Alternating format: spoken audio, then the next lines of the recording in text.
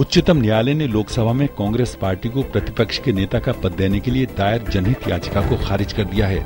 अदालत ने कहा है कि वो जनहित की आड़ में दायर राजनीतिक मुद्दों पर फैसला नहीं कर सकती।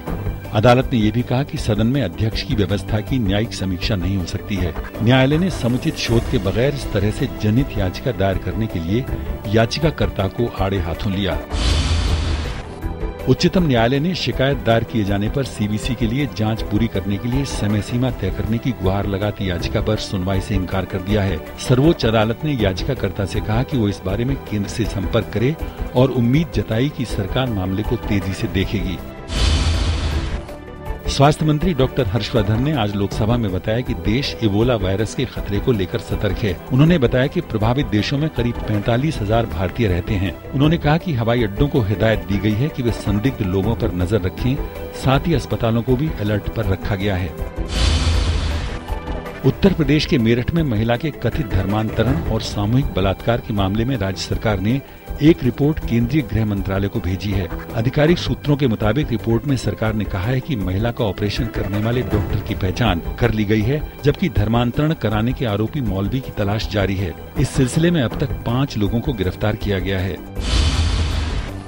दिल्ली की विशेष सीबीआई अदालत ने 2006 के नौसेना वॉर रूम लीक मामले में 5 व्यक्तियों के खिलाफ आरोप तय किए हैं। इनमें 3 पूर्व नौसैनिक अधिकारी और 1 भारतीय वायुसेना का पूर्व विंग कमांडर है। अदालत ने पूर्व नौसेना अधिकारी कुलभूषण पराशर, पूर्व नौसैनिक कमांडर विजेंद्र राणा, बर्खास्त नौसैनिक कमांडर वीके झा, भारतीय वायुसेना के पूर्व विंग कमांडर सांबा जीएल सर्वे और हथियार विक्रेता अभिषेक वर्मा के खिलाफ आपराधिक साजिश और सरकारी गोपनीयता अधिनियम के विभिन्न प्रावधानों के तहत मुकदमा चलाना तय किया है।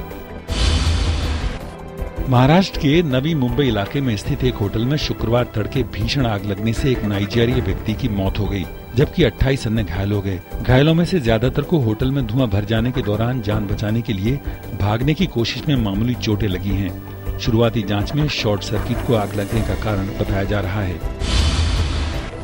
कर्नाटक प्रशासनिक सेवा KAS के 362 प्रोबेशनरी अधिकारियों की नियुक्ति रद्द करने के राज्य सरकार के फैसले पर राज्य के मुख्यमंत्री के सिद्धारमैया ने अपनी सरकार का बचाव किया है। सिद्धारमैया ने विपक्ष पर मामले के राजनीतिकरण का आरोप लगाया है। उन्होंने कहा कि 2011 में नियुक्तियों में भ्रष्टाचार और अनियमितता के कारण CID बनाई गई थी, जिसके बाद सभी की नियुक्ति रद्द करने का कैबिनेट ने सर्वसम्मति से फैसला लिया था।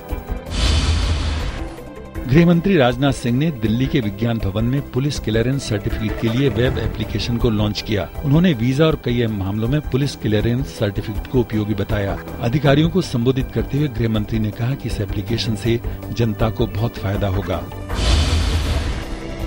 उत्तर प्रदेश के सहारनपुर में 26 जुलाई से जारी कर्फ्यू पूरी तरह हटा लिया गया है। जिला मजिस्ट्रेट ने बताया कि पिछले महीने एक विवादित जमीन को लेकर 2 समुदायों के बीच हिंसक झड़प के बाद लगाया गया कर्फ्यू शुक्रवार से पूरी तरह हटाया जा रहा है। सहारनपुर में स्कूल, कॉलेज और दफ्तर सामान्य रूप से खुलने लग गए हैं। बाजारों में रौनक लौट आई है और जनजीवन अपने सामान्य ढर्रे पर चल पड़ा है।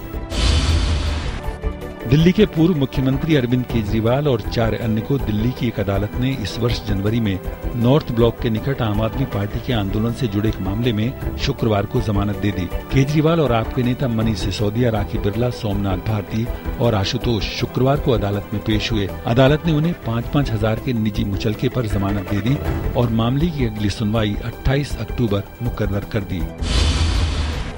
चुनाव आचार संहिता के उल्लंघन मामले में गुजरात पुलिस ने प्रधानमंत्री नरेंद्र मोदी को क्लीन चिट दे दी है। पुलिस ने अहमदाबाद की एक अदालत में नरेंद्र मोदी के खिलाफ मामला बंद करने की अर्जी दायर की है। केंद्रीय ग्रामीण विकास मंत्री नितिन गडकरी ने शुक्रवार को कहा कि ग्रामीण क्षेत्रों में सभी को आधारभूत सुविधाएं उपलब्ध कराकर पलायन की समस्या का प्रभावी समाधान किया जा सकता है। गडकरी ने शुक्रवार को doctor Shyama Prasad Mukherjee urban mission का लोकार्पण करते हुए यहां कहा कि ग्रामीण क्षेत्रों में बेहतर सुविधाएं, रोजगार के अवसर और आधारभूत ढांचा उपलब्ध कराना सरकार की प्राथमिकता में शामिल है।